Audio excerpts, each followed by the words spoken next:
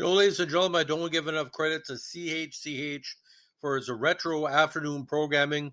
I don't know of any independent channel in Canada or the States that gets so many viewers from showing so many shows that were first broadcast 40 to 50 or even 60 years ago. They got everything on the channel. They got Happy Days, they got Cheers, Laverne and Shirley, Hawaii Five-O, Kit and Caboodle.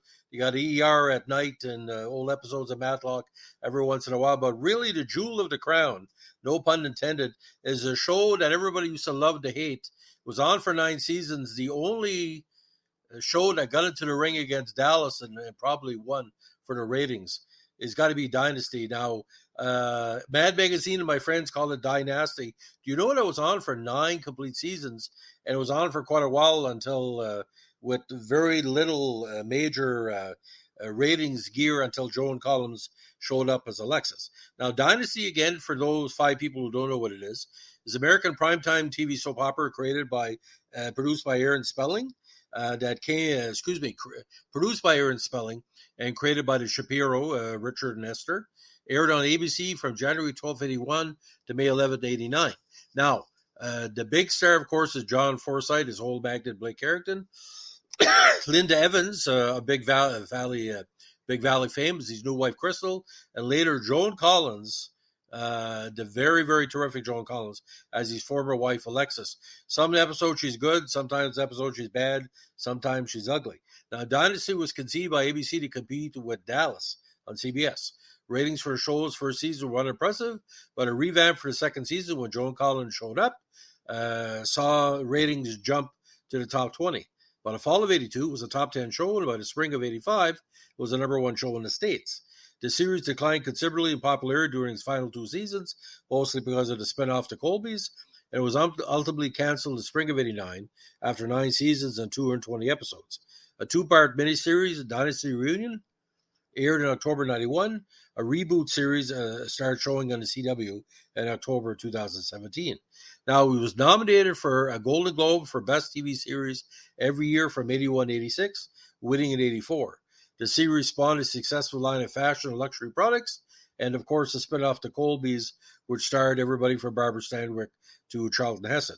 Other notable cast members include Pamela Sue Martin, the great Lloyd Bachner, Heather Locklear, Catherine Oxenberg, the future Robert Evans, Ali McGraw, the previous Robert Evans, Michael Nader, who also was successful in All My Children, the beautiful, luminous Diane Carroll, Emma Sams, formerly of GH, Rock Hudson, Kate O'Mara, and of course Stephanie Beacham. Now, Aaron Spelling had created numerous shows before this, including Starsky and Hutch, Charlie's Angels, and Love Boat, Fantasy Island, Vegas, and Heart to Heart. This was well before 90210. He took on Richard and Esther Shapiro's vision of a rich and powerful family who lived in sin in an 48-room Denver mansion.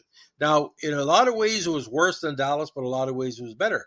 Because having John Forsythe in there, a very, very straightforward magnet, sort of like a white bread oil magnet that has something to do.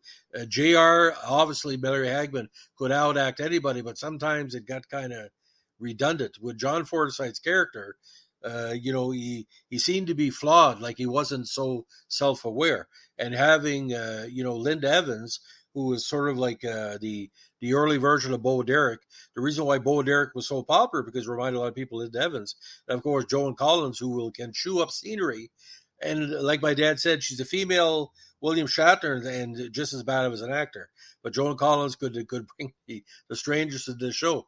And it was probably one of the most sexual, one of the first primetime cougars of that generation, because every time she chased a man who was always younger than her. Now, what was interesting to this, Heather Locklear was okay in the series, but it wasn't the same diva she was later on.